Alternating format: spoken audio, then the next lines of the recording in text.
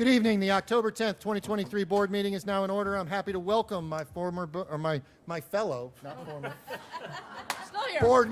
board members to the public. I would like to take this opportunity to remind the public that the appropriate place for public participation in this meeting is during your individual public comment opportunity as identified in the agenda. Outside of your individual public comment opportunity, your role is in the meeting is as an observer. Paul, roll call, please. Here. Here. Here. Here. Here. At this time, I would like to hold a moment of silence. I would like to invite the audience to join. I was ready to. Moment of silence.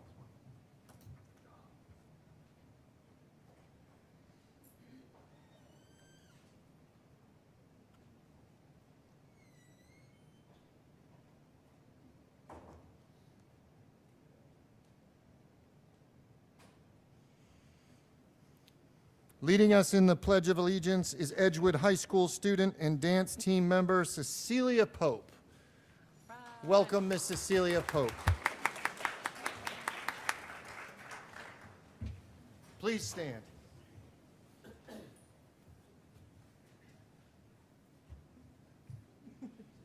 She's like, I'm getting that. Go ahead. I pledge allegiance to the flag of the United States of America and to the republic for which it stands, one nation, under God, indivisible, with liberty and justice for all. Thank you, Cecilia. And now, the dance team from Edgewood High School will perform. Take it away. All right. All right, this is exciting. Raise your hand if you're here for the dance team. All right. All of you Yeah, guys me should too. raise your hand too. You're here for the dance team. There we go. All right. Let's be real. We're here for all kids. We got it. All right. Listen, Miss Jenkins, if you need my jacket, I can get it to you. All right. Yeah.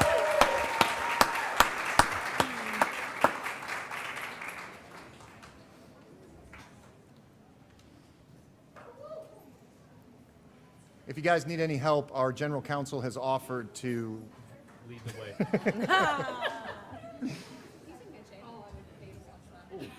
That's why. You guys got it? You need me to, am I supposed to play music or anything? I am? Okay, you got it? Okay, I just make sure I'm not supposed to. Just tell him now. You want to bring it up here? I can put it on the mic. Oh, okay. It's a All right, JBL. here we go. Good. Here we go.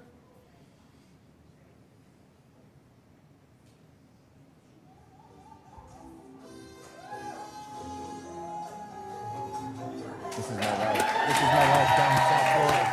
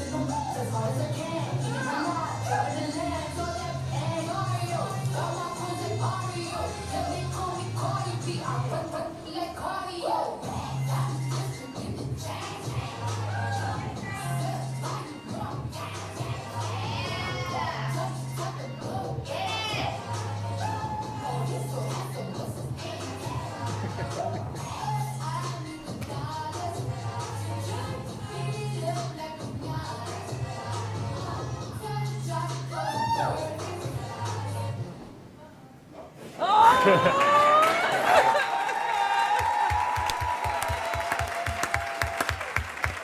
at that improvisation.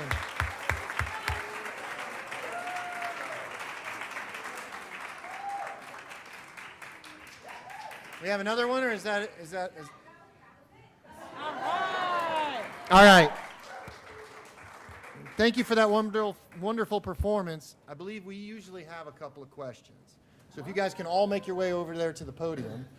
I'm not sure. Normally, groups will identify somebody they want to speak for the group, but look at that. Look how that happens. Look how that happens. All right. I'll go last as usual. Mr. Trent, do you have any questions? So, how often do you guys get together and practice routines, and how do you make time for all of it? Okay, so we usually have practice Mondays, Wednesdays, and Fridays after school. Mondays and Fridays usually. And we have been focusing on the pep rally pretty recently, but now since we finished homecoming, we're moving and transitioning into practicing for our competition routines. Awesome. You guys were great. Thank you. Thank you. Ms. Wright. All right, I'm going to ask you, young lady, because I have seen you in a different role other than this one. Tell us a little bit about what you do aside from just part of the dance team.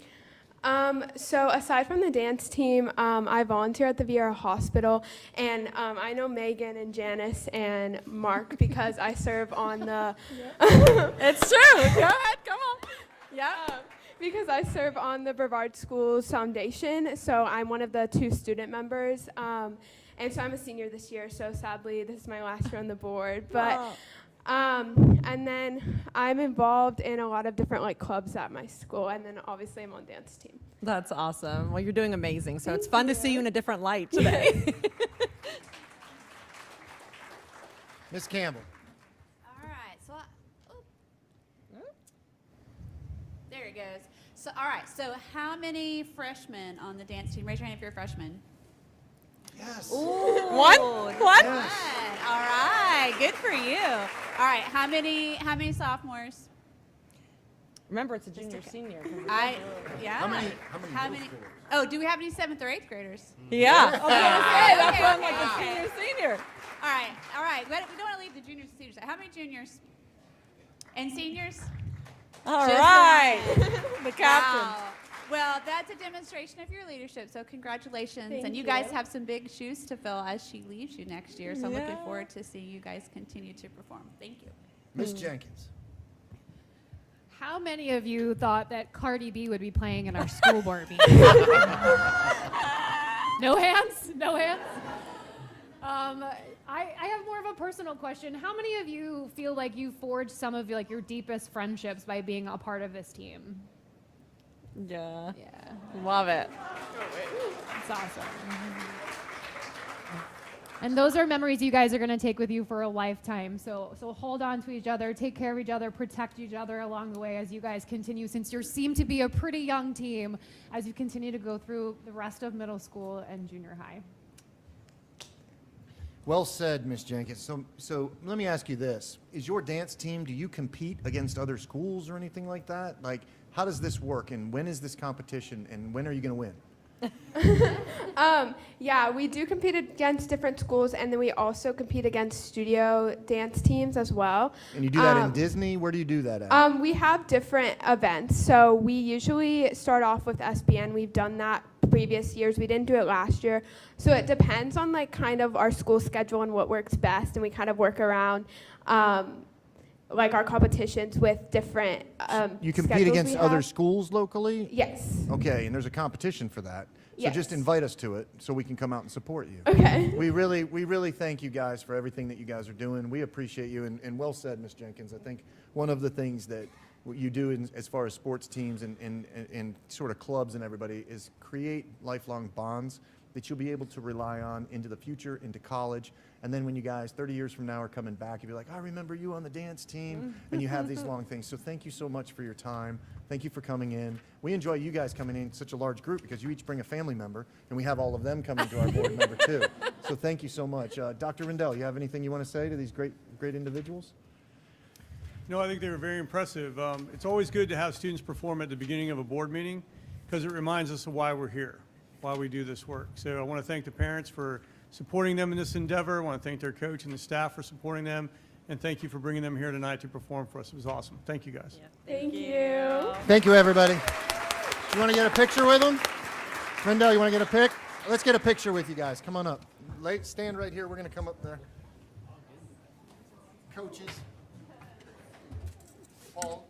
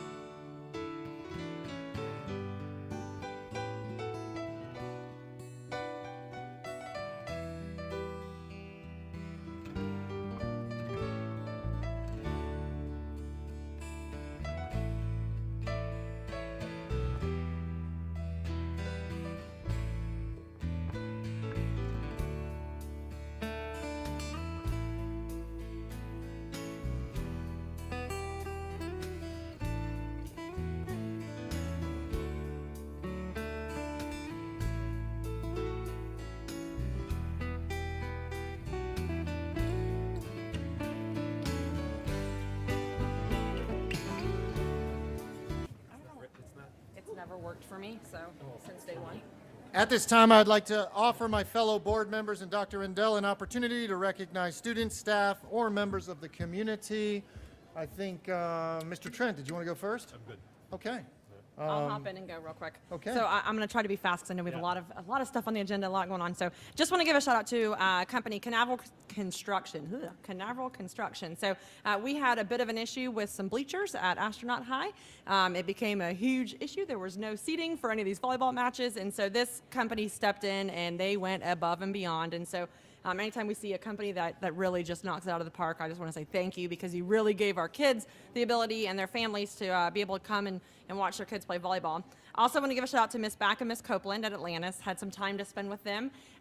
It is so nice when you go to a school and everything is flawless. And I mean, hey, children, the element of children doesn't really provide for flawless very often, right? And so when I walked in there, I'm like, oh, what is going on? This is amazing. So they're doing a great job there at Atlantis, and I'm just really proud of what's happening. The facility looks great. They're just doing phenomenal things. Lots of good kids, too. So that's it for me. Ms. Jenkins.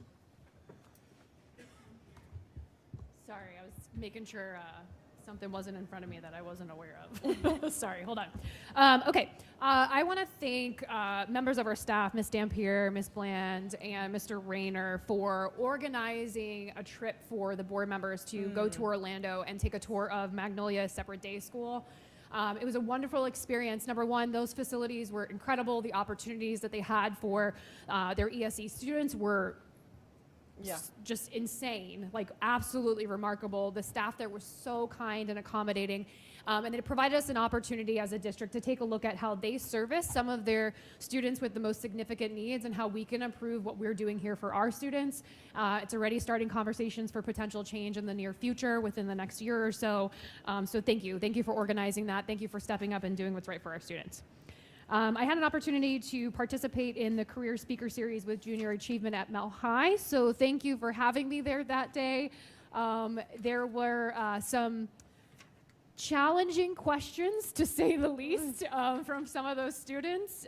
May or may not have inspired them to not run for office. I'm not sure, but we also talked about being a speech language pathologist as well, and just talked openly and honestly about my path for college, failing out of college, moving on, getting past that challenge, going to graduate school and becoming the person I am today. So I really appreciated that opportunity. I'd love to share that story with some of our teenagers to recognize just because you have a hiccup in your life or something that's challenging, it won't define who you are. So thank you for that opportunity. And I also just want to remind our staff that open enrollment has started for your health care. So make sure you don't forget. I believe it closes on October 31st. Thanks.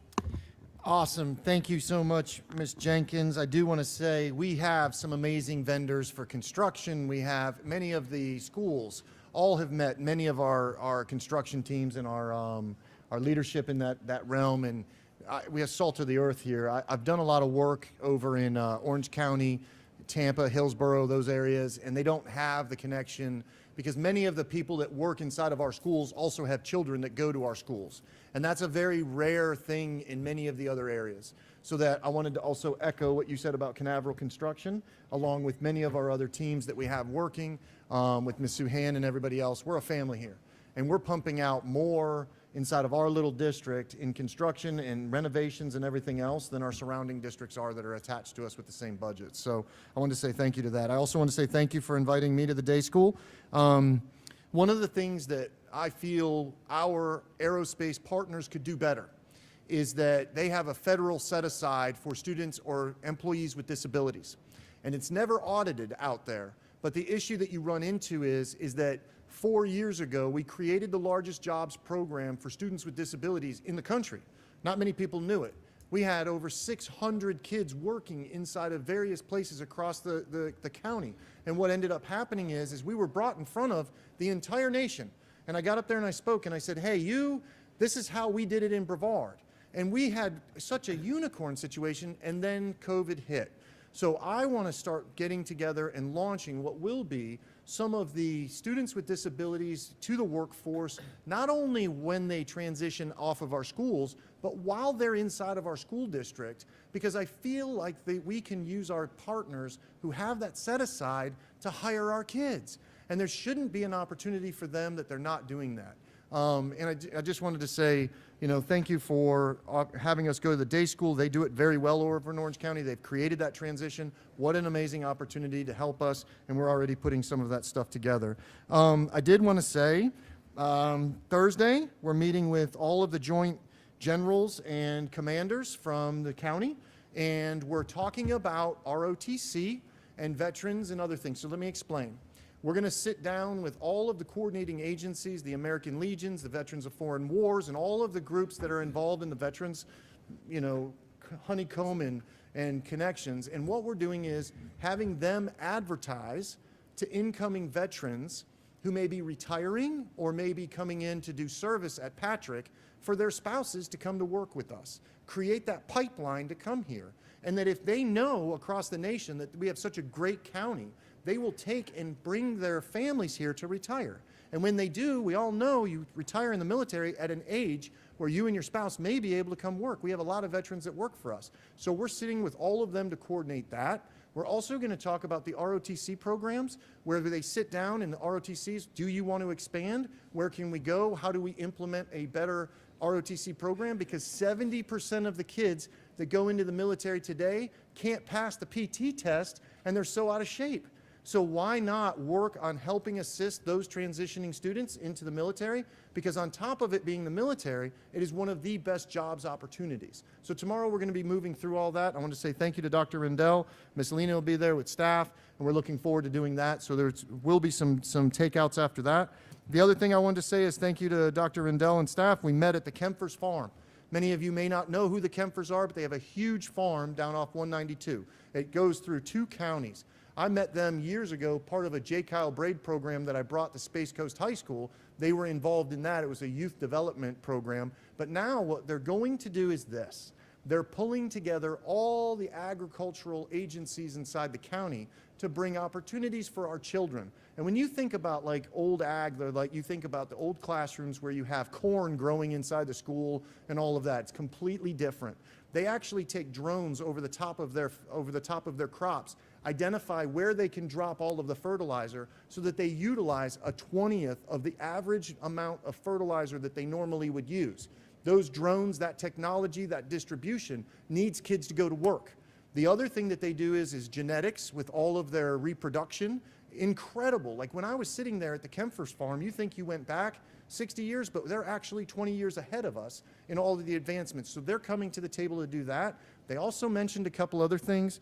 They wanted to do a farm to table where they're able to produce and bring some of the like beef and other things that they have to our schools, if it's possible, so that our schools could then package it and bring it to some of the local local restaurants and stuff like that. We'll work through that to see if that's possible. But the other thing is the expansion of 4-H and Future Farmers and the ability to move towards getting kids opportunities to become possible veterinarians, large and small mammals, and what those things are.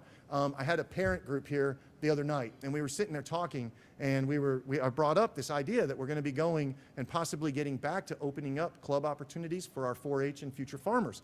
And I never thought about the amount of positivity from the parents about talking about bringing their ducks and everything else into 4-H. It was insane. Like I thought, well, I was just going to mention this, and we had a good 30-minute conversation about it. So I just want to say, your district is amazing, not only because of the community aspect that we have here, but then also all of the coordinating agencies that we can just pick the phone up, meet, and start putting things in perspective and in action pretty quickly. So I got off on a tangent. I think I've been talking way too much. All right, everybody. All right, I'm sorry. Can I forgot one thing. Oh, look.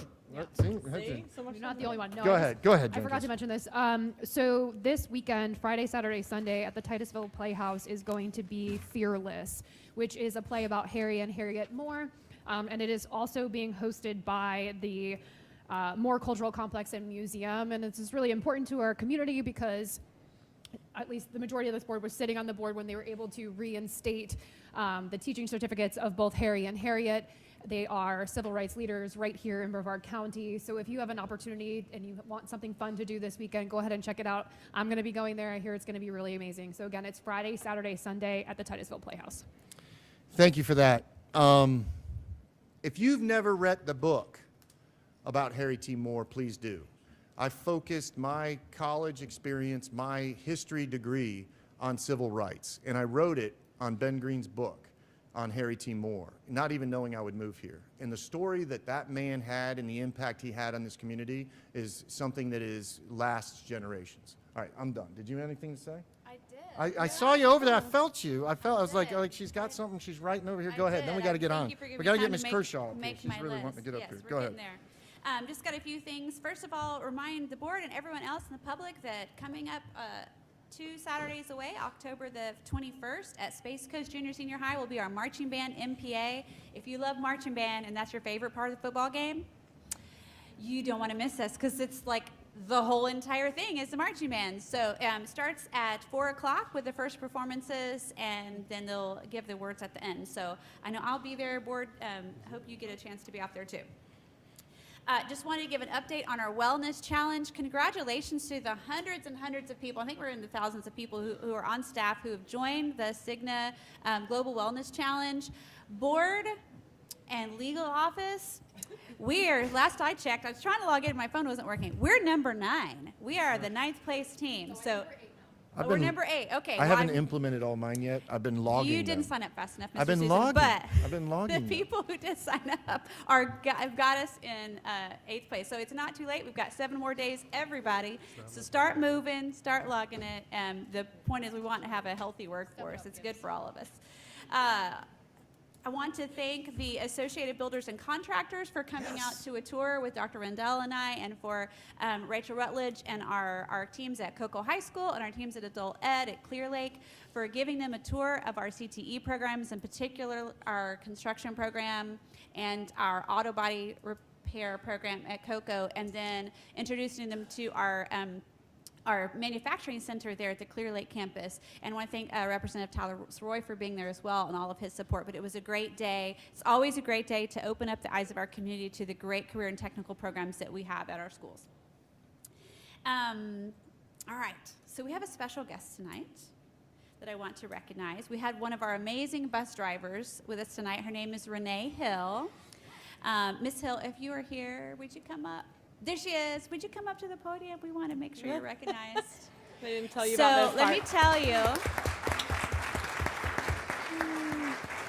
we know that you are fantastic at your job, and now the entire state knows it as well.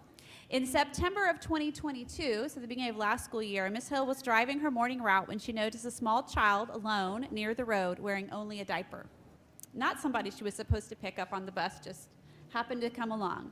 Miss Hill stopped her bus, got the child some help, and got her to safety. And for her actions, Miss Hill was selected as the 2022-2023 School Bus Operator of the Year Award and was honored in Tallahassee last month. So Miss Hill, we want to thank you for your dedication to our students and to all the children that you serve, not just those who ride your bus. Thank you. Yes, thank you.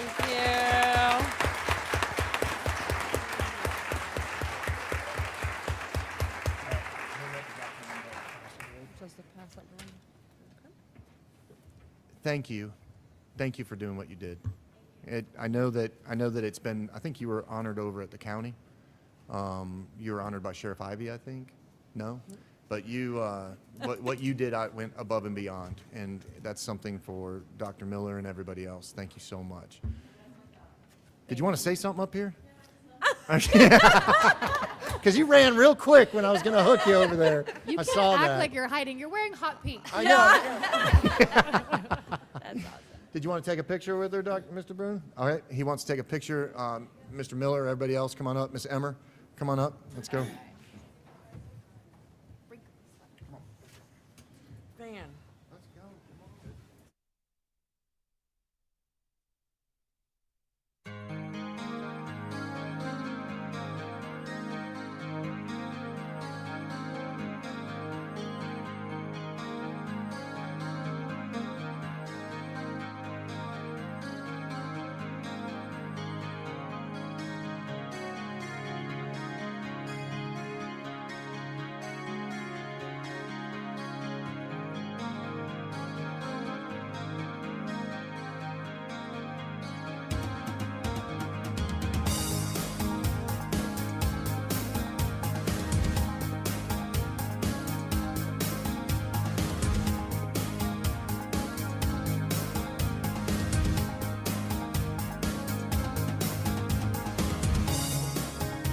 All right. Ms. Janice Kershaw and Ms. Danielle Lavelle with the TLC Fellowship. They have something to say. If you'll take the podium real quick. We have some very honorable individuals here with them. Ms. Lavelle. So Janice stepped out the back for a minute, so I think you're just going to have to go right now. Ms. Lavelle can run.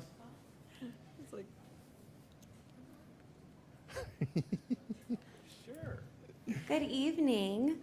So, Dr. Rendell and members of the board, I would just like to extend my sincere appreciation for the support and recognition we are provided this evening. As part of our mission of the fellowship program, we strive to further develop teacher leaders and increase student achievement through meaningful action research. Before you this evening are a cohort of teacher leaders who will be engaging in the process of selecting their own inquiry. They are dedicated to bringing their passion for education into their practice. Each year, our fellows are competitively selected through an application process that includes recommendations from both their administration and peers. This included responding to a selection of questions that focused on their knowledge of inquiry and how it could impact school improvement, management of our teacher leadership roles, strengths in their personal practice, as well as opportunities for growth. They are educators from across Brevard Public Schools connected with the same mindset, that anything is possible when striving for excellence for our students. This program would not be made possible if not for the dedication of the leadership team. I would like to introduce to you the TLC coordinator, Mickey Carvo.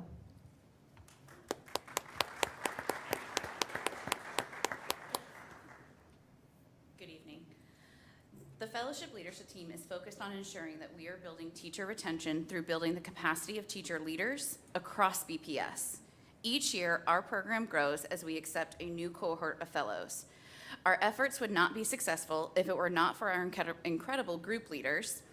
We would like to recognize our group leaders, Ruby Riviera from Discovery Elementary, Alex Stewart from West Shore Junior and Senior High School, Jenny Liam from Bayside High School.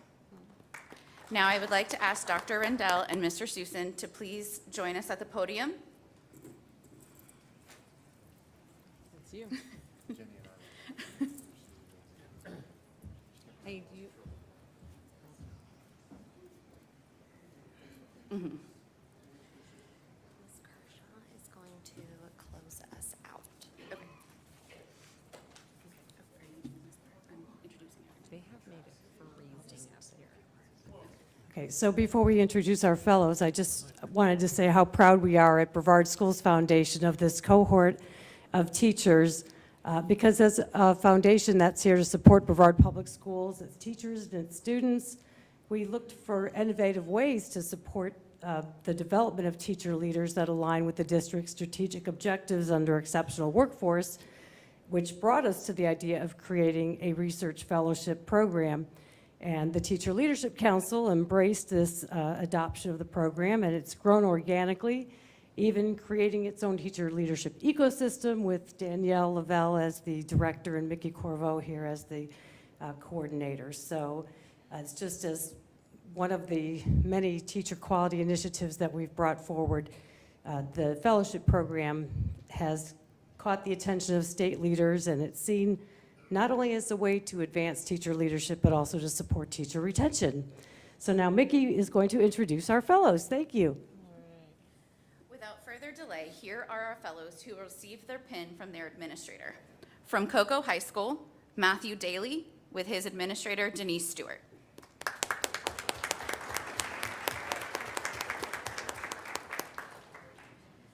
From Discovery Elementary, we have Melissa McKee and Amanda Green with their administrator, Scott Corso.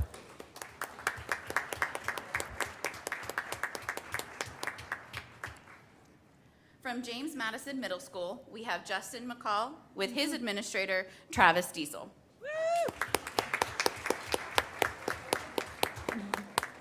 From Riviera Elementary, we have Anna Colby and Daniela Bravo Stevens and their administrator, Beth Myers.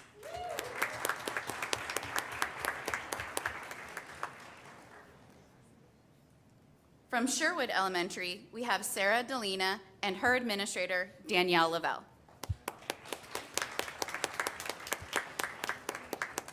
From Suntree Elementary, we have Kendall Hester with her administrator, Kathy Hamilton Brown.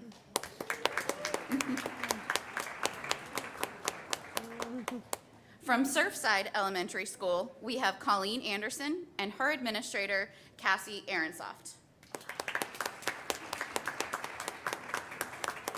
From University Park Elementary School, we have Marnisha Walker and her administrator, Sagal Shah.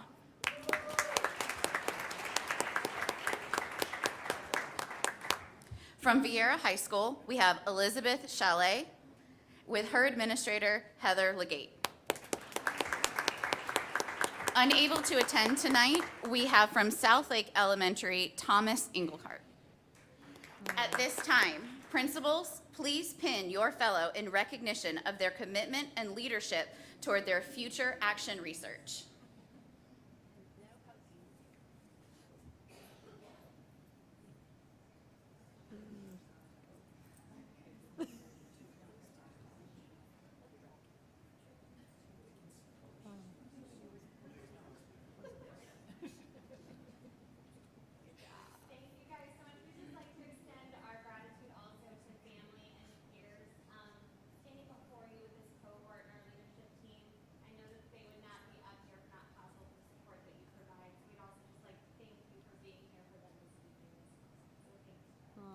Congratulations.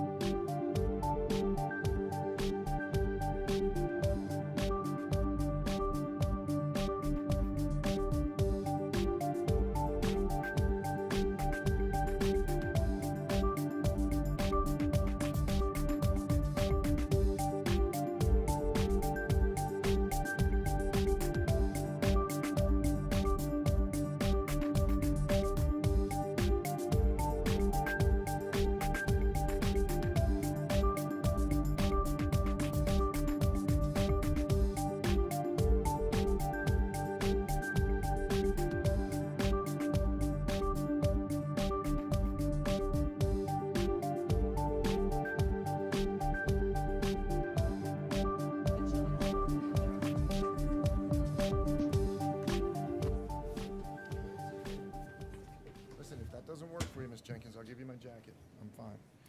All right, here we go. All right. Ms. Campbell, have you read your proclamation yet? Tonight's proclamation honors, do we have to do the agenda now? They didn't put that in here this way. We usually do it this way. We can do the proclamation ahead of the agenda. Well, do you want to let Dr. Rendell do his resume? Or Yeah, yeah, yeah. Wrong word. We're really getting kind of loopy here tonight. Woo, that's Watch what happens this. when you You want me to finish mess with it right now? Here we go. Here we go. Ready? We're now on to our proclamation. Maybe not. Mr. Chair, we have a special guest. Oh. We have a super scientist in the audience, so I would like for her to come up to the podium and she could Super introduce herself and talk scientist? about all the super science great things that she's done. So come on up. there's Shockley. Don't be bashful. Oh. Yep. Yes, Absolutely, of yeah. course. Moral support and This everything, sounds like but the coolest thing in the world. super scientist, you'll I'm see. excited. Like, this is an official title. Yeah. Dr. Rendell on the board. I'm the principal at Jackson Middle School, the proud principal, because we have one of our students. The Society for Science has announced the top 300 competitors for the Thermo Fisher Scientific Junior Innovators Challenge, a national science competition to middle school students.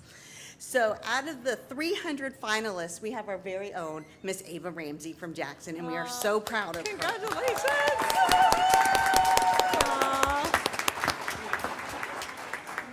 What? You want to tell what you're Yeah, we want to Yeah, hear. Ava- Listen, you don't get the title of super scientist unless we know what it is that you did to be super scientist. Tell us all about it. So my project was on corrosion and seeing which lubricant can help stop the corrosion faster. So which was it? What was it? It ended up being Corrosion X. It stopped the corrosion way faster, and like you could see less corrosion than all with the other lubricants. What was the worst? The worst ended up being Bioblast. It's like a environmentally safe lubricant, and it ended up having. That's usually how it works. Good job. Okay, wait. So, Yeah. so this was a competition when? I don't really. I think it was like kind of around the summer. Yeah, so not like in the last month or two. It was a while back. A bit, yeah. Are you working on any current science projects? I'm still trying to think of a new one to do for this year. Yeah, because you got to do a science fair project again, right? Yeah. Great Okay. job. Good What job. was, can I ask a silly Yeah, question? absolutely. So what was the corrosion for? On what? It was on carbon steel bolts, things that's usually used in NASA and aerospace and boats and buildings. So yeah. Can I use it on my rotting Hyundai outside? You can check it out. Do you enjoy when people say it's not rocket science and you get to say yes it is? Thank you for coming here tonight and congratulations. I'm super proud of you. And first of all, proud of you to stand up there. I know how uncomfortable you must feel, but you're going to look back on this moment. Be proud of yourself. Way to go. Okay, thank you. Congratulations. See ya.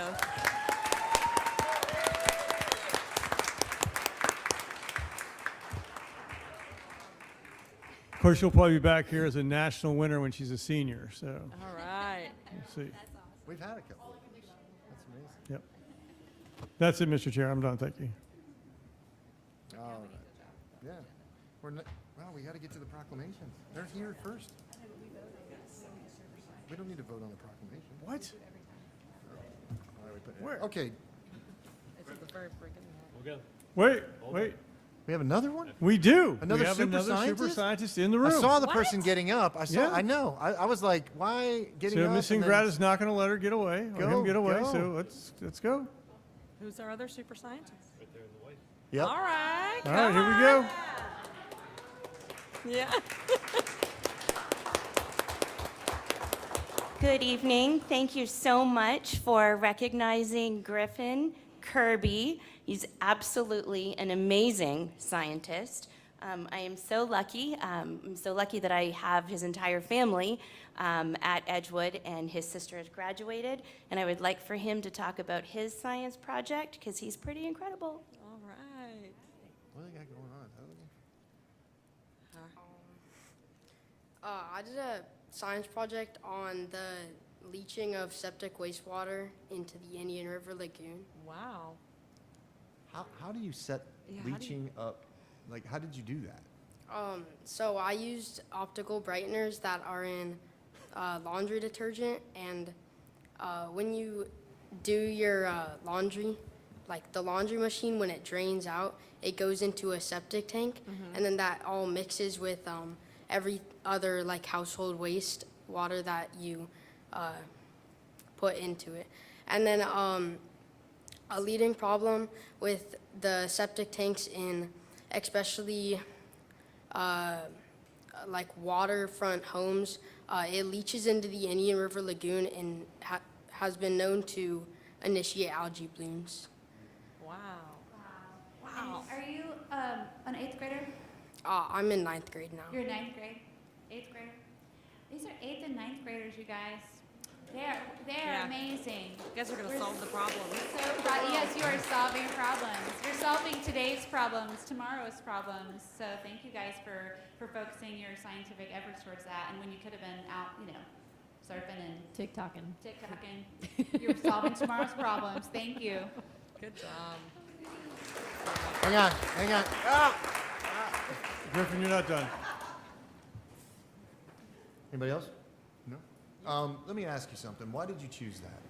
I chose that problem because I personally live on a waterfront home, and even if you go out to the lagoon and look at it, you can see how low the water quality is, and I just wanted to look for a way to fix that. I love that. So let me ask you, you did the work, right? You identified that there was a problem. You identified and solved that problem. Sorry, I'm just hearing about this, so I'm picking it up.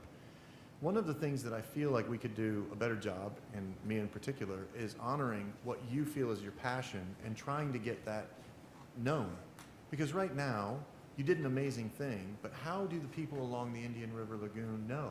How do the people that have their septic tanks know? Because unless you tell them, they're never going to know, and they're going to continue to do the same thing. So what I'd like to do is try to figure out a way to allow you to impact those individuals in a positive way.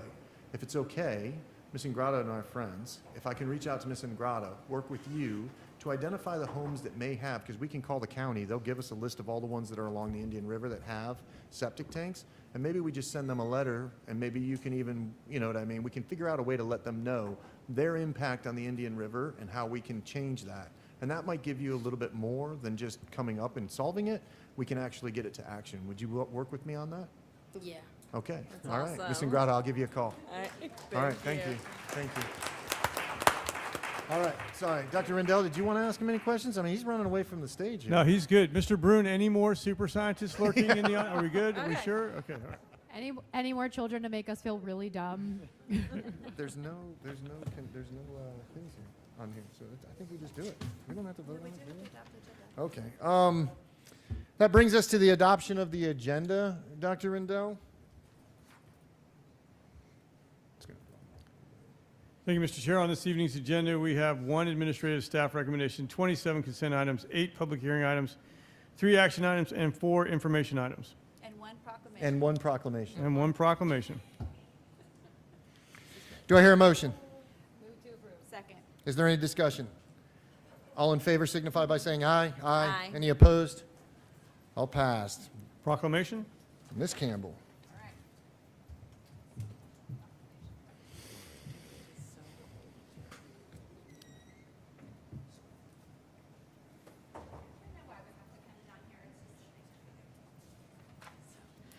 All right, board. So you all are aware that over the last year in particular, we have had members of the community reach out to us on the topic of dyslexia and the sometimes in the past inadequate support that our students with dyslexia have received. It's an issue that is not well understood often. But I sat down, I want to thank Dr. Kim Bias for sitting down with me over the summer and just really helping me dive into what we are doing, what we can do better, because I just sit down and say, what are we doing, what can we do? And I was really excited walking away from that conversation. There's a lot of things that wrap up with the science of reading that's coming out, and things that, and tools that we already have in place, and trainings we already have in place that that are growing and that our teachers are being sent to over the summer times. And so as part of that, we discovered that October is National Dyslexia Awareness Month, and so I think it would be good for us to promote that and to pass this proclamation with to show our support to continue to work to support our students and to help find solutions for them. So here is our proclamation.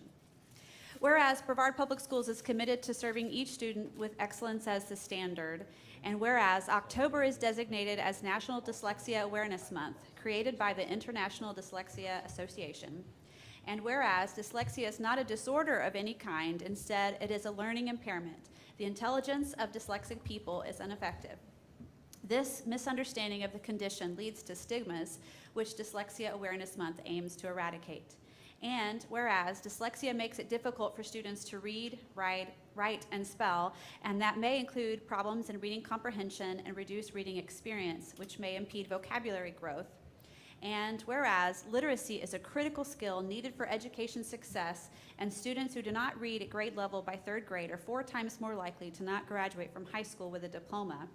And whereas parents, teachers, administrators, coaches, mentors, public officials, and peer students recognize the importance of educational and emotional support for students with dyslexia, now therefore be it resolved that the Brevard Public School Board proclaims October Dyslexia Awareness Month and supports all staff and family who work to ensure all students receive the best education for which they are entitled. Adopted by the members of the Brevard Public School Board, Brevard County, Florida, at the regular open meeting, public meeting thereof, held the 10th day of October, 2023. Thank you. Yeah. I agree. Thank you, Ms. Campbell. We already passed it. So we don't, well, we're kind of putting it, all right. All right. Do I hear a motion? Move to approve. Second. Any discussion? Hearing none. All in favor signify by saying aye. Aye. All opposed? Passes 5-0. Dr. Rendell, would you please let us know about the administrative staff recommendations? Yes, Mr. Chair and members of the board, there is one item for your consideration. Do I hear a motion? Second. Is there any discussion? All in favor signify by saying aye. Aye. All opposed? Passes. We are now on to public comments. Portion of the meeting, we have 9 speakers. Each will receive 3 minutes. I'll call up 3 speakers at a time. The first 3 are Ray Lyman, Bernard Bryan, and Allison Curvin.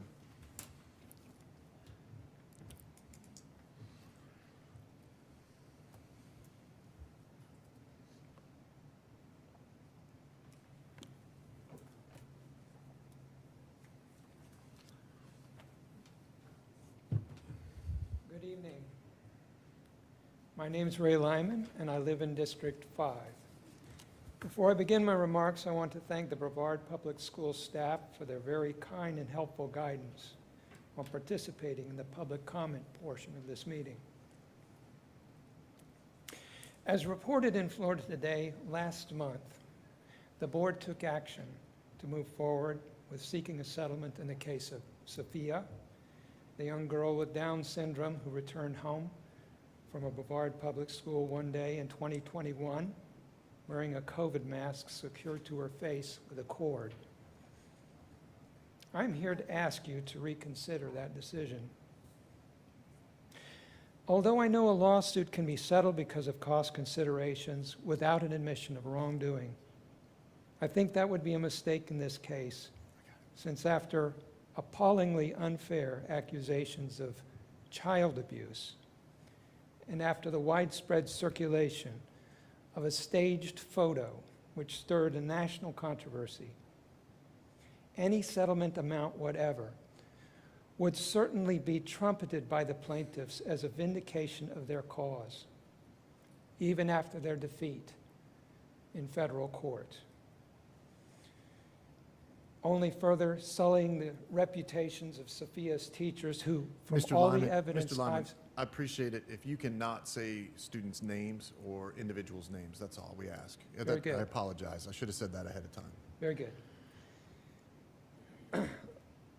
Thank you. The teachers involved, who, from all the evidence I've seen, clearly treated her with nothing but compassion and concern for her health and the health of her classmates and their families. Regarding cost considerations, please bear in mind any success of the plaintiffs in this case will only encourage others to come forward with equally unjustified claims. Also, please think about how much harder it will be to recruit qualified teachers who might harbor justified fears that those who accuse them falsely will not be called out on it. Please discontinue seeking a settlement in this case. Thank you. Thank you, Mr. Lyon. Thank you, Mr. Lyman. Mr. Bernard Bryan, Allison Curvin, and Julie Bywater. Thank you, and also thank you, Dr. Rendell.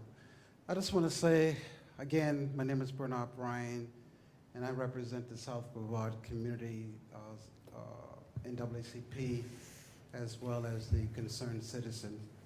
I just want to say thank you to Dr. Rendell.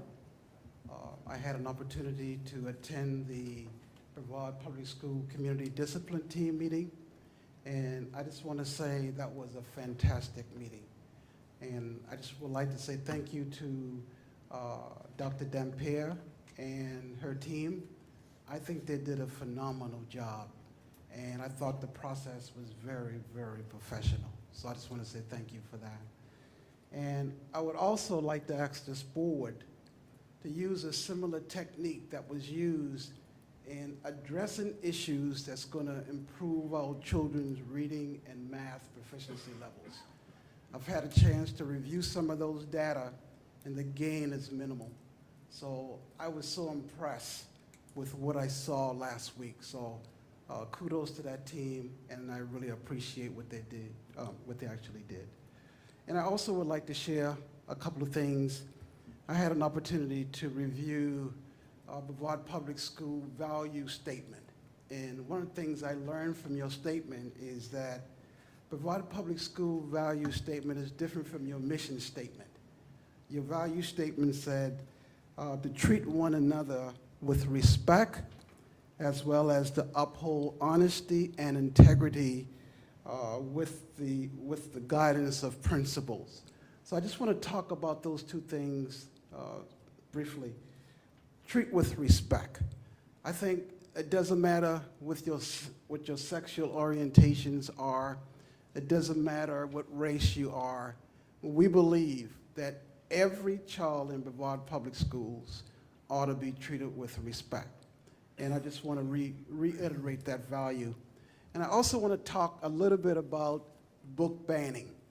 And I've looked at how many teachers that are leaving Brevard Public Schools, and I think there's an integrity issue because when you ban books that does not teach correct history, that drives to an integrity problem. So I just want to encourage you, every board member, to evaluate your values and stand up for what is right for every student and everything that needs to be done that will benefit every child. And then lastly, I'm also concerned about the teachers that are moving from one school to another school during the school year. And I think there's an issue with that, and obviously that's going to impact our students as well. Thank you, Mr. Bernard. Ms. Allison Kervin and Julie Bywater, please.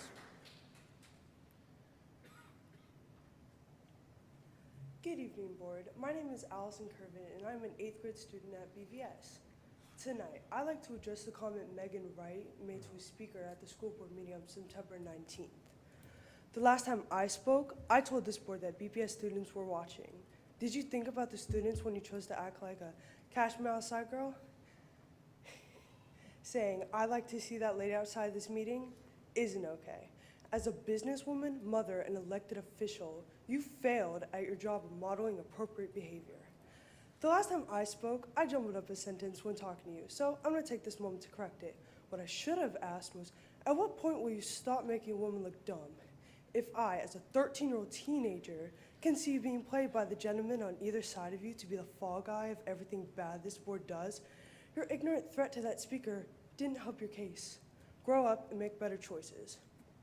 Mr. Susan, don't think I forgot about you or your comment you made on that podcast when you referred to me as mentally ill.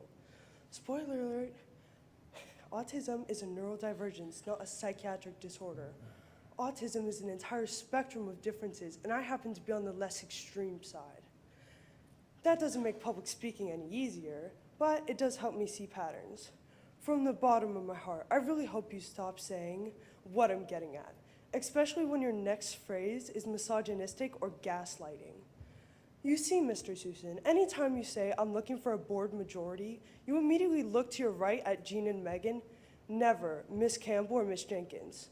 You also interrupt them more. Your tell shows that you have absolutely no respect for the woman on your left, and you have misplaced respect in the people on your right. I understand that you think they and their extremist supporters are going to help you whatever election you actually plan to run in for 2024, and I find that kind of ironic. You used to be a history teacher, right? You couldn't have been a good one, because you're always choosing the wrong side of history.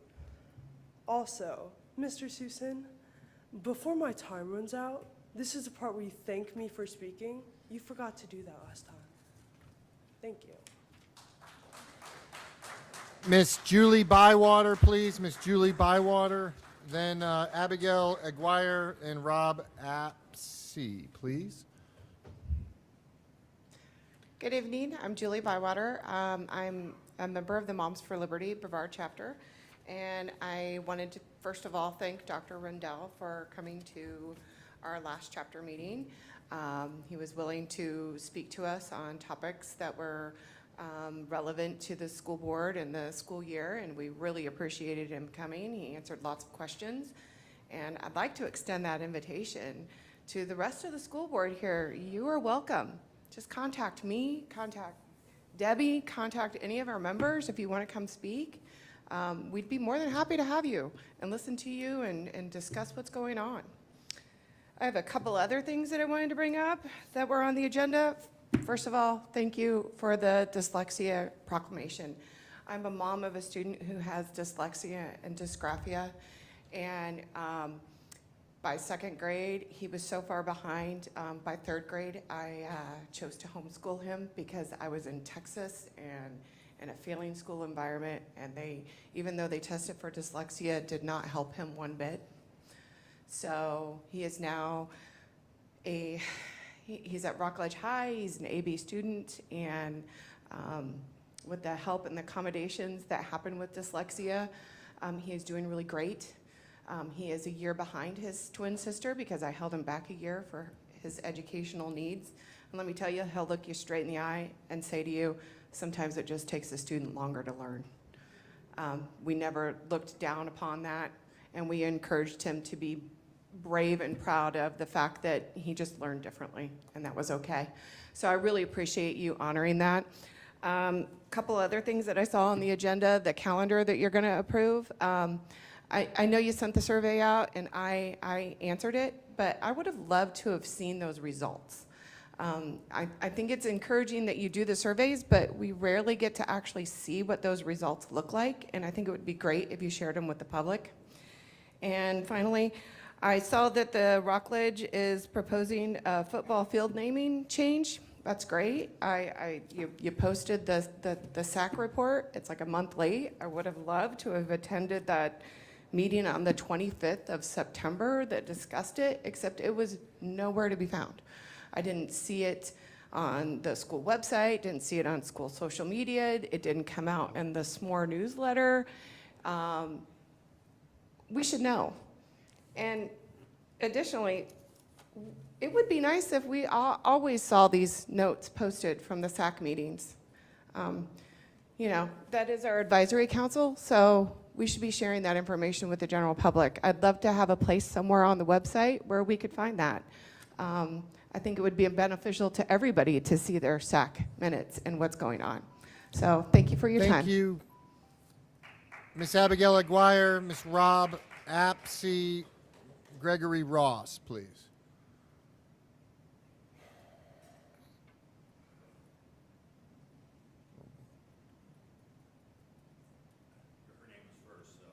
Yeah.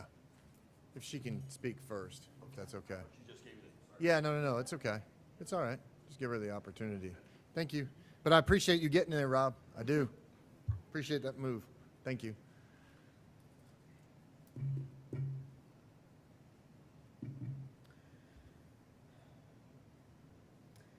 Hello, my name is Abigail, and I am a concerned citizen here in Brevard County. Unfortunately, I was unavailable for last month's meeting, so I'd like to address a comment that Megan Wright had said last month today. But before I address that comment, I wanted to address the entire board and remind y'all that regardless of what our current governor may say, your positions, are supposed to be nonpartisan. That means that you're not allowed to pick sides when it comes to politics.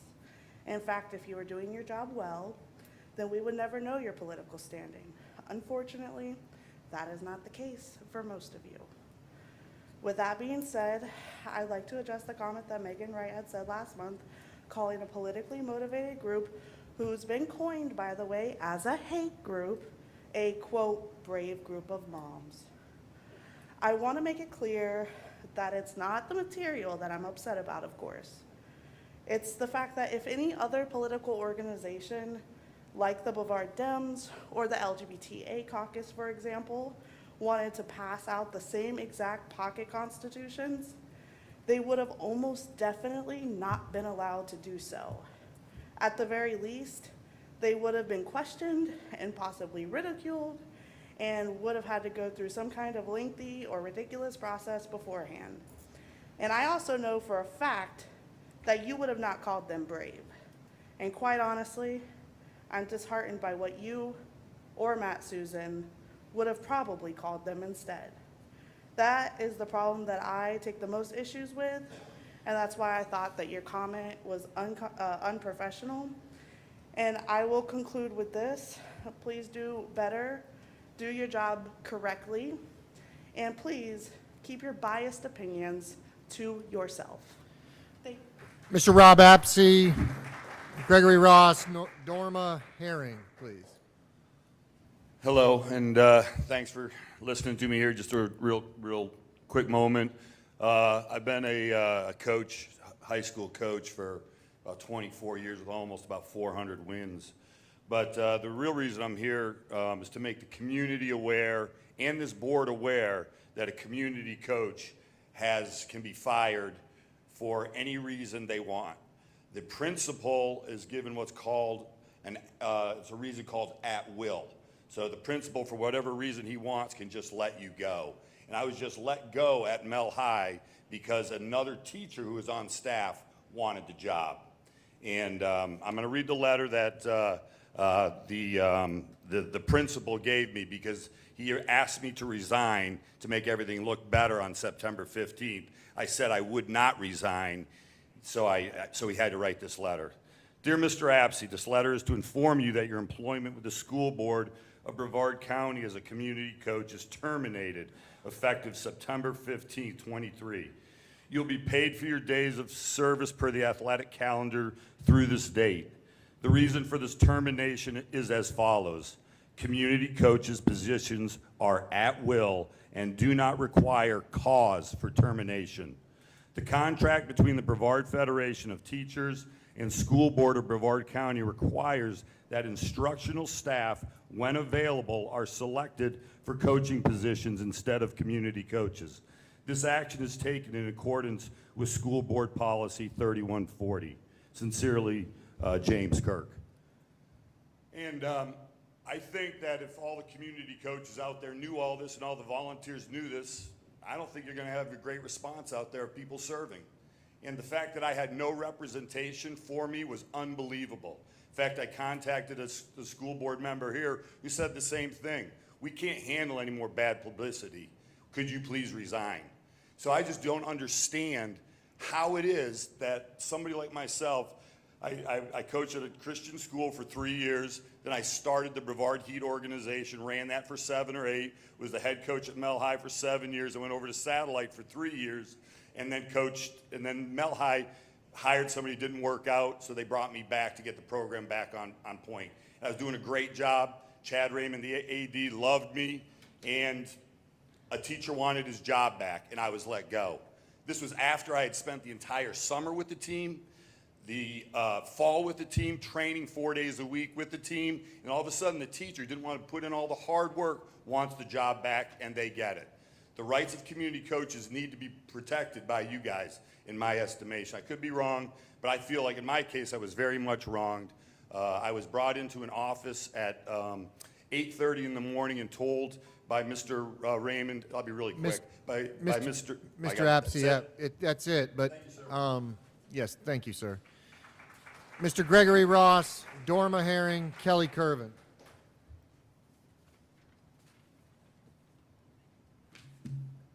Good evening, board. Thanks for the opportunity to provide public comment. This board has been seated for 11 months now, 323 days to be specific. Over that time period, I have spoken from this podium numerous times about my concerns with this board. I have spoken about certain members who are unqualified to be on the school board. I've spoken about members who frequently lie and provide misinformation. I've spoken about certain members who fail to grasp simple scientific concepts or refuse to even look at data that is contrary to their worldview. I have spoken about how certain members allow their religious and political bias to influence their thought process and analytical capabilities. Over the last 323 days, I have always retained hope that certain members would improve, grow, and seek knowledge, understanding, and empathy. My hope has, for the most part, been unfulfilled. Over the last 323 days, I've also observed a character trait certain board members lack. That trait is courage. The ability to make good choices in the face of fear or obstacles. Let me explain what I've observed. Dr. Rendell, I watched the video of the parent leadership team meeting held on November 6th. I watched as you had to explain numerous times to upset parents about the excessive permission slip policy. You were even left speechless when a parent called you out for passing the buck to the Department of Education and the school board attorney. Now, I understand that you and the district are in a tough spot, as is the Florida governor, legislatures, and the DOE that has put you in this position. But one of those parents called you and the board out on what appears to be a lack of courage to push back against the state and these asinine parental rights groups. Stand up and show some courage. Megan and Jean, I observed you both lack courage to push back against anything that doesn't align with the rapidly deteriorating parental rights movement. You lack any courage to do the right thing when it comes to bullying in Brevard schools, rampant book banning, and you even lack the courage to carry through on your hollow threats on kicking somebody off of the Millage Oversight Committee. Matt Susan, I could go on about your lack of courage to tell the truth, but instead I will point to the fact that you lack the courage to even be honest in your campaign endeavors. Maybe you'll get enough courage to explain to the citizens of Brevard County why you have filed to run for school board again and have even collected funds, but in reality you have no intention of running for school board. Is that because you have already hinted that you don't want to be school board for next year? Is that because you never intended to run for school board but state house for District 32 instead? Politics over students, right? Ms. Campbell, you have been the savior of my hope. You have shown sparks of courage in calling Matt, Jean, and Megan out on their duplicity, arrogance, and on occasion, idiocy. We may not agree on everything, but you at least act in an honorable, courageous fashion. Thank you. Ms. Jenkins, all I can do is say thank you. Thank you, Mr. Ross. Ms. Dorma Herring, Kelly Curvin.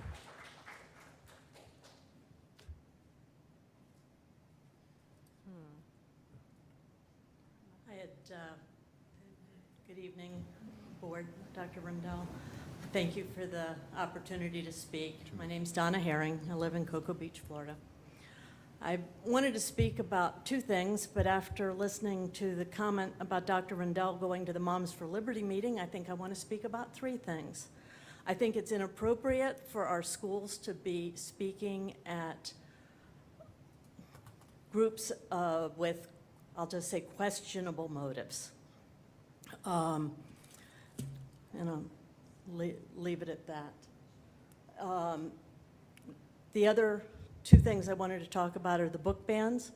We've got, we have books that are withheld from our child's educational opportunities that are required for advanced placement English classes. We've got books that have been pulled off the shelves from Pulitzer Prize winning authors. These are not pornography. They may be books that people don't agree with, and I will gladly say that some of the content of these books is disturbing. There are scenes that are disturbing, but the books have valid educational benefit and are quite acceptable in most environments. The last thing I wanted to speak to was the policy discussion that's been ongoing. I think you're going to vote on it tonight about the wants and needs and desires of the public. And as I was looking over what seems to be an innocuous change, a desire can be a subset of a need, but when we don't even have the same basic framework on a lot of things, I think throwing a desire, which is not as measurable as a need, into the mix just doesn't add any value.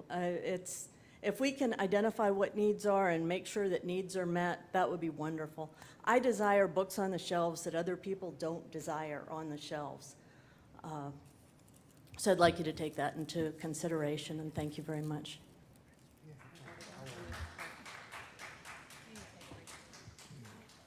Ms. Kelly Curvin.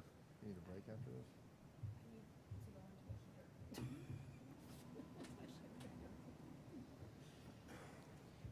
Good Good evening, board members. I'd like to start by thanking you for recognizing Dyslexia Awareness Month. As a reminder, dyslexia, dyscalculia, and dysgraphia have nothing to do with intelligence or a student's ability to learn. These students process information differently, and the easiest way to explain this is by saying they're processing 2D information in a 3D way. These students are often the most creative people in the room. They are often twice exceptional, and they often experience trauma in their classrooms because they understand they're different without knowing why. The brutal reality is if you have a student with dyslexia, dysgraphia, or dyscalculia in Brevard Public Schools, the only way to truly help your student is by seeking a private evaluation, utilizing private tutoring and intervention that will cost thousands of dollars. I speak from experience. Just last week, I had a conversation with 2 different families, each with a 5th grade student who have had long-standing academic deficiencies in reading and math. One, I am certain, has dyslexia, the other, dyscalculia. The most heartbreaking part, knowing that BPS will not be able to help their students in a timely manner. As a 2004 graduate of a BPS high school, we have generations of former students who went undiagnosed and suffer in their adult lives because of these failures. Let our current students not experience the same fate. I challenge you in this district to do better, faster. Moving on to the work session. First and foremost, Ms. Wright and Mr. Trent, you seem obsessed with using the Cupcake Bible as an example of an informal challenge that would not meet the criteria and moving to a formal challenge. I'd like to remind you that Palm Bay High School and Turner Elementary voluntarily removed this book, and after reading the book cover to cover, I did find verbiage that would meet the criteria for a formal review process. Next, if I'm understanding the process correctly, the book review committee will meet about the book with no public comment and take a vote. That vote will then go to the board members who will have public comment, but who will not have read the books, and then have a formal vote. Make that make sense, please. If you're going to ban books, please read them first. Lastly, this board seems bound and determined in opening Pandora's box. Not a wise decision, but this board rarely makes wise decisions.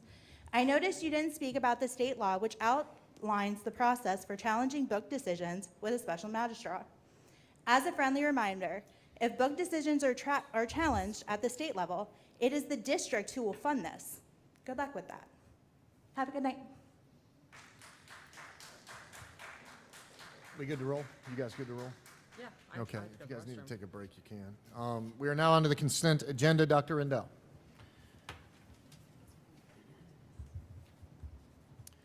There are 27 agenda items under this category.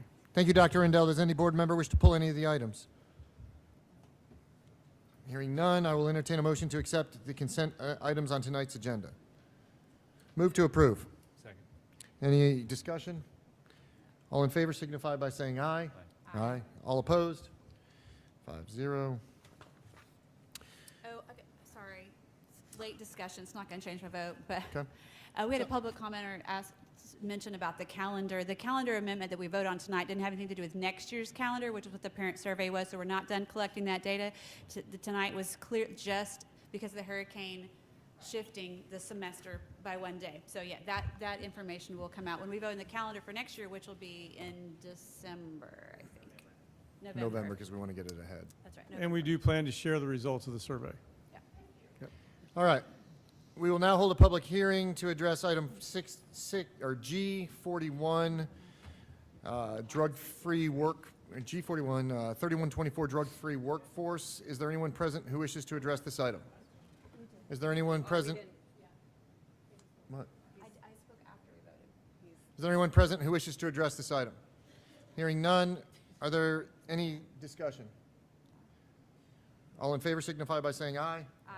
All opposed? Passes 5-0. The next item to hold is public hearing on G42, Board Policy 3232, Political Activities. Is there anyone present who wishes to address this item? Is there anyone present who wishes to address this item? Any discussion? All in favor signify by saying aye. Aye. All right. Move to approve. Second. Any discussion? It's so cold. You Any can't discussion? up here. No. It is true. All in favor signify by saying aye. Aye. It is All freezing. opposed? All right. The next item is to hold a public hearing on G43, Board Policy 3126, Direct Contract with Communicable Diseases. Is there anyone present who wishes to address this item? Is there anyone present who wishes to address this item? Do I hear a motion? Second. Are there any discussions? Hearing none, all in favor signify by saying aye. Aye. All opposed? Passes 5-0. Next item to hold is public hearing G44, Board Policy 3575, candidates for office. Is there anyone present who wishes to address this item? Is there anyone present who wishes to address this item? Do I hear a motion? Move to approve. Oh, Second. Any discussion? All in favor signify by saying aye. Aye. All opposed? Passes 5-0. The next item is to hold is a public hearing on G45, Board Policy 3580, supporting political candidates. Is there anyone present who wishes to address this item? Is there anyone present who wishes to address this item? Move to approve. Second. Any discussion? All in favor signify by saying aye. Aye. All opposed?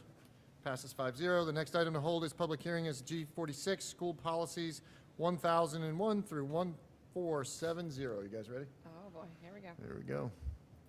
Game on, game on. Give me just a second to get all set up here on my command ship.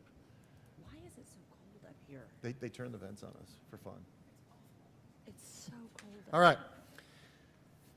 Okay, if anybody needs to use, just as long as we can keep 3 up here, that'd be good. All right. Take turns falling out outside. Board Policy 1001, District Organization. Is there anyone present here who wishes to address this item? Is there anyone present here who wishes to address this item? Move to approve. Second. Any discussion? Hearing none, all in favor signify by saying aye. Aye. All opposed? Passes 5-0. Next policy is 1010, Board Superintendent Relationship. Is there anyone present who wishes to address this item? Is there anyone present who wishes to address this item? Move to approve. Second. Any discussion? Hearing none, all in favor signify by saying aye. Aye. All opposed? Passes 5-0. Next up, 1020, employment of the, or 4-0, employment of the superintendent.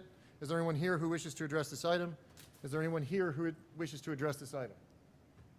Move to approve. Second. Second? Who is that, Miss Wright? Go ahead. Yep, Ms. Wright did it. And is there any discussion? All in favor signify by saying aye. Aye. All opposed? Passes 4-0. Next up, Superintendent of Schools, Policy 1030. Is there anyone present who wishes to address this item? Is there anyone present who wishes to address this item? Move to approve. Second. Any discussion? All in favor signify by saying aye. Aye. All opposed? Passes 4-0. Next up, Policy 1030.01, Development of Administrative Procedures. Is there anyone present who wishes to address this item? Is there anyone present who wishes to address this item? Move to approve. Second. Any discussion? Can I just say I'm excited about this policy? I really am, because Oh, this yeah. ties our administrative procedures to our actual policies. So that way there can't be any kind of funky business that's going on. So I like this one a lot. I think it's going to be good for our district. Absolutely. All right, all in favor signify by saying aye. Aye. All opposed? Passes 4-0. Next up, 1040, Evaluation of the Superintendent. Is there anyone present who wishes to address this item? Is there anyone present who wishes to address this item? Move to approve. Second. Any discussion? All in favor signify by saying aye. Aye. All opposed? Passes 4-0. Next item is 1040.01, non-re-employment of the superintendent. Is there anyone present who wishes to address this item? Is there anyone present who wishes to address this item? Move to approve. Second. Any discussion? All in favor signify by saying aye. Aye. All opposed? Passes 4-0. Next policy is 1060, or 1060, incapacity of the superintendent. Is there anyone present who wishes to address this item? Is there anyone present who wishes to address this item? Move to approve. Second. Any discussion? Hearing none, all in favor signify by saying aye. Aye. All opposed? Passes 4-0. Next policy, 1112, board staff communications. Is there anyone present who wishes to address this item? Is there anyone present who wishes to address this item? Move to approve. Second. Any discussion? Hearing none, all in favor signify by saying aye. Aye. All opposed? Passes 5-0. Next agenda item, 1113, conflicting employment or contractual relationship. Is there anyone present who wishes to address this item? Is there anyone present who wishes to address this item? Move to approve. Second. Any discussion? Hearing none, all in favor signify by saying aye. Aye. All opposed? Passes 5-0. Next up, 1120, employment of administrators. Anyone present who wishes to address this item? Anyone present who wishes to address this item? Move to approve. Second. Any discussion? All in favor signify by saying aye. Aye. All opposed? Passes 5-0. Next item, 1120.01, employment of interim principals and supervisors. Is there anyone present who wishes to address this item? Is there anyone present who wishes to address this item? Hearing none, move to approve. Second. Any discussion? All in favor signify by saying aye. Aye. All opposed? Passes 5-0. Next up, 1121, conditions for employment and reemployment. Anyone here who wishes to address this item? Is there anyone here who wishes to address this item? Move to approve. Second. Any discussion? Hearing none, all in favor signify by saying aye. Aye. All opposed? Passes 5-0. Hang on just a second. Uh-oh, I think I lost my place here. 1121, hang on. Yeah. Oh, I apologize, everybody. All right, there it is. Next up, 1170, records and reports. Is there anyone present who wishes to address this item? Is there anyone present who wishes to address this item? Move to approve. Second. Any discussion? All in favor signify by saying aye. Aye. Any opposed? Passes 5-0. Next up, 1281, use of employees' personal property at school. Anyone here who wishes to address this item? Anyone here who wishes to address this item? Move to approve. Second. That was Gene. Any discussion?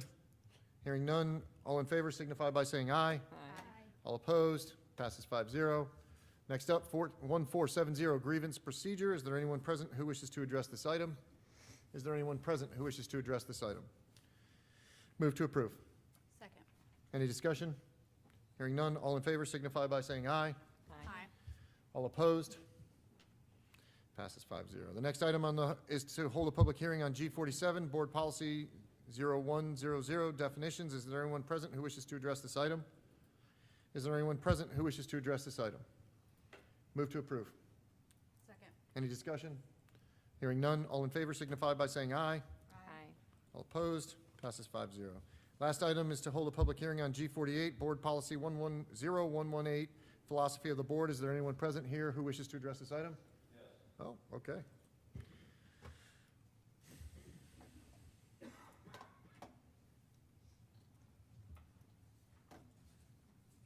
Again, thank you, Board, for the opportunity to provide public comment. In this policy, I object to the inclusion of the word desires as one of the responsibilities of the board. This board sees one of the responsibilities as meeting the educational needs and desires of the citizens. The inclusion of the word desires and the word needs in this, after the word needs in this statement is, frankly speaking, ridiculous. The dictionary defines the word needs as necessary duty, obligation, a lack of something requisite, a condition requiring supply or relief, a lack of the means of subsistence. To fill citizens' needs as it pertains to education is a lofty and worthwhile goal. The dictionary defines the word desires as a conscious impulse towards something that promises enjoyment or satisfaction in its attainment, a longing or a craving. To fill citizens' desires as it pertains to education is a dangerous and foolish endeavor. It does not surprise me that this board has included desires into their philosophy. This board approach to any issue or policy has been nothing but a slog through the immature, emotional, and cultural desires of 3 board members, Mr. Susan, Ms. Wright, and Mr. Trent. Let's look at some examples of where this board has ignored the educational needs of the community and instead focused on the educational desires of a small minority of Brevard citizens. Let's start here in this boardroom. As the sign behind you states, there is a need to serve all students with excellence, whereas this board has used policies to serve only a few students with excellence. Looking back over the last 11 months, an astute observer could argue this board has served no students with excellence. Is this the desire of the board or just a side effect? Next, there is a need for citizens of this county to have a millage oversight committee, but the same 3 members of this board instead focus on their own self-serving desire to only have puppets who would agree with them on the said committee. One has to wonder what this board is trying to hide. Finally, there is a need in our communities to educate our children for the challenges of the 21st century. Do we see a focus from this board on increasing emphasis on science, math, and literacy? No. Instead, Brevard citizens get the self-serving and irrelevant desires of this board to put politics over students by pushing culture war issues such as isolating LGBTQ students, banning books, exaggerating discipline issues, lying about non-existent discipline policy changes, and eliminating diversity, equity, and inclusion programs. It is obvious from this board's self-centered behavior that it is doubtful you will place the students, parents, faculty, staffs, and community's needs above your own desires. And worst of all, the continuation of that behavior even after being called out by the very public you are elected to serve, not represent, but serve. Failing to distinguish between needs and desires should not be surprising, considering this board is on a path to ban the dictionary. Perhaps you have already banned common sense. Anyone else present who wishes to address this item? Hearing none, move to approve. Second. Any discussion? Yes. Okay. We've had this conversation several times. Well, a few times at least. And I just want to point out to the board and to the community, our original policy that we had in place for many years said needs. The Neola template only says desires. It was the desire of this board to include both, to show everyone that it is not just one thing or the other that we have to look at. If you look at the actual word, I know people get frustrated but I have a feeling this wouldn't be a constant comeback conversation if the people on the board were making the decisions that matched up with the desires of the people who were speaking. We don't always get what we want. I think that's a song, but I messed it up. The statement actually reads, the board has the dual responsibility for implementing statutory requirements pertaining to public education and for meeting the, new language, educational needs and desires of the citizens. The truth is, many things that we do have to do with statutory requirements and things that we're required to do and have to do with the needs of the students, but there are decisions that we make that really aren't anyone's needs or desires. For example, this evening we had a group of people from the community from a certain high school who want to name their field. That's not a need, it's a desire. And part of our job as elected officials is to try to listen to the community and figure out in those cases where there's not a clear, this is right, this is wrong, or this is required, this is lawful, this is not. What does our community want us to do? We have many, many decisions where we have that kind of discretion, and that's where the desire language is. So it can be used, it can be twisted, and I understand people are unhappy about decisions that this board has made this year or previous boards or, every year, every time the board has changed, there's been things, but this is part of what we do. And whether we put it in there or not, and we're putting it in there, needs and desires, that is part of what we do. It's just that simple. It's not a conspiracy. It's just the fact that there are many things that we do that it's up to us to listen to our community. The calendar is one thing. Do we want to have the week, we ask community, do you want to have the week of Thanksgiving off or do you want to take it other places? Do you want to try to get out of school before Memorial Day or not? That's not a need, that's a desire. And we use those tools, and I very much appreciate the staff who use tools so we're not just out there guessing, because sometimes the board is just trying to guess by who came and complained to us the most. When we have that data, when we have surveys, it gives us a more quantified level of desire. So I don't have a problem with the way we've left it in. I appreciate that we can encompass both of those things because that is part of it, along with the statutory requirements that we are going to continue to do. And I don't think this changes what we do. I think it more defines what we actually do, what our role is. I think that was very well said, Ms. Campbell. Yes. Thank you so much. I appreciate you taking the time to put that together. Is there any other discussion on this item? Just to make everyone kind of laugh after a slightly somber, tense moment. Ms. Campbell, I think you're going to laugh later when you listen to the song that you quoted that ends in, you just might find you get what you need. This is some comedic relief. That was good. Okay, don't leave me hanging. I totally did not do it on purpose. The Stones. Here we go. I pictured everyone singing. Yeah. Another great point, That's Ms. recorded. Jenkins. Anybody else? All been a right. night of All in levity. favor signify by saying aye. Aye. All opposed? Passes 5-0. Dr. Rendell, would you please let us know about the items under the action portion of today's agenda? Thank you, Mr. Chair. The first item is H49, which is school-initiated agreements. Move to approve. Second. Any discussion? All in favor? Whoa. Yeah, go. no, I'm very excited for our ninth grade class. They're going to have a phenomenal speaker who's going to come and encourage them, and I think this is going to be a great endeavor that hopefully will change the way our children see things. Right? So. Anybody else? All right, all in favor signify by saying aye. Aye. All opposed? Passes 5-0. We will now move on to the information agenda, which includes items for board policy and may be brought back for action at a subsequent meeting. No action will be taken on these items today. There are 4 items under this category. Does any member wish to discuss any of these items? All right.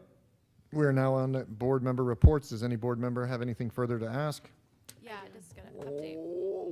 Okay. Don't do it. All right. Well, I had a I gotta couple go of to Rendell, but meetings, and got- when we have you're good, meetings, Rendell? we're Okay. supposed to report back things, so. Absolutely, no, yeah. and I appreciate that. That's So okay. I got excited. Yeah, no, I'm no. sorry. So Friday was the FSBA Board of Directors meeting as well as the legislative subcommittee meeting, and because I got a little birdie told me you weren't gonna be able to make it, so I got up early and drove up there to take your spot.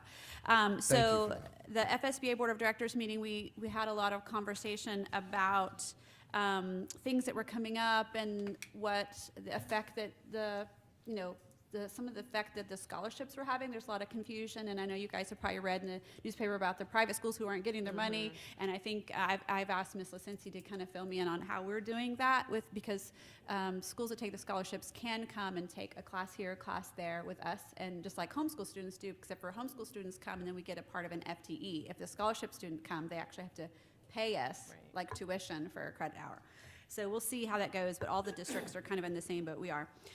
One of the things that Andrea Messina presented to us was an AI, an Artificial Intelligence Bill of Rights, and I'm going to send that to Mr. Cheatham because it looked interesting.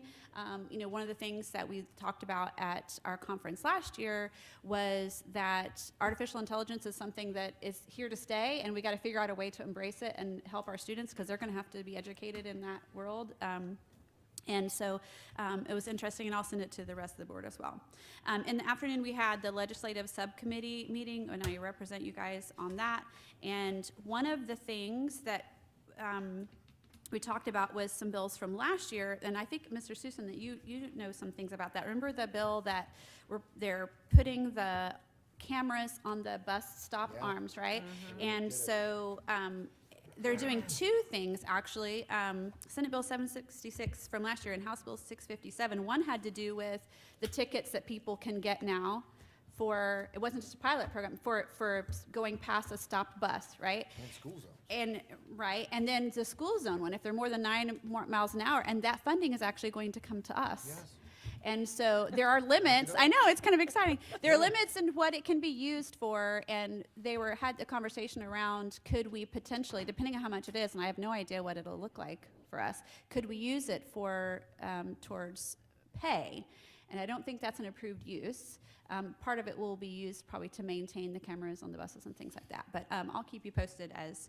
Can I speak to that? Yeah, absolutely, please. The issue that you have is that one of the problems I ran into, we created a huge safety task force a couple of years ago, is getting the Department of Transportation to make changes to some of our school zones, stop signs and stuff like that. Takes an act of God and like 2 years of studies and everything else. I would like to talk about creating those zones to be complete safe places where we ticket people for going too fast, everything else, and then take that revenue in some sort of a way to facilitate making those areas safer. Because there's an issue there. So, all right. I just wanted Yeah, to say no, that. it was just interesting, and I'm somehow in the legislation, I'd missed that funding was coming to us and certainly we need to use it for something that'll benefit our schools and our bus drivers. And then finally, I represent, not just you, I represent Florida school board members across the state on the Florida School Music Association Board of Directors, and I was there this weekend, did lots of traveling this week, to Tampa. And one of the things that we talked about was, again, the effect of HB1, and just wanted to make people aware, you guys aware, and then the public aware that we already have always had the opportunity for homeschool students, for traditional homeschool students to come and take classes, and certainly the music classes. We encourage people, especially in Brevard, we don't really have a fine arts co-op or a music co-op for homeschool students, so we have, on the other hand, excellent band, chorus, orchestra programs, and theater and the arts. And so we want to encourage homeschool students who would like to you can sign up for that with the choice you can sign up to take those classes at any school that you can get your child to. But with the scholarship programs, they also can do that. And again, we've got to figure out how we do that. But the Florida School Music Association wants to make sure that those students, we had a conversation around how do we make sure that the language of our rules and regulations says that the students are eligible to compete in band, orchestra, and choir programs and take part, because that's the world that we live in now, and we want to open those opportunities for students. So, thank you. Ms. Campbell, thank you for attending that. We really appreciate it, and thank you for that update. I really do. Anybody else got anything? Oh, Gene, Yeah. looks like actually, you I got do. something you want to update us Just a on. point of clarification, Wow. a couple things. Okay, All let's right. go. We're all getting warm here.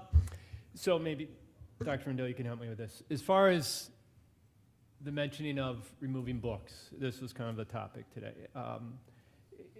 To date, how many have we removed from the shelves of Brevard schools? Well, we've removed quite a few, but we've only banned 3. 3. Okay, have any of those been history books? To your knowledge? They're not history books to my knowledge. All right, so we haven't banned 220 books in Brevard. We haven't banned 220 books, 3. So, just want to make that clear. I've had a lot of questions and concerns, and we just need to stick to the facts, and we'll work with anyone, but facts matter. And so that's our count so far, just if you're wondering out there. That's it. Well, appreciate you making that update. Anybody else? Yep.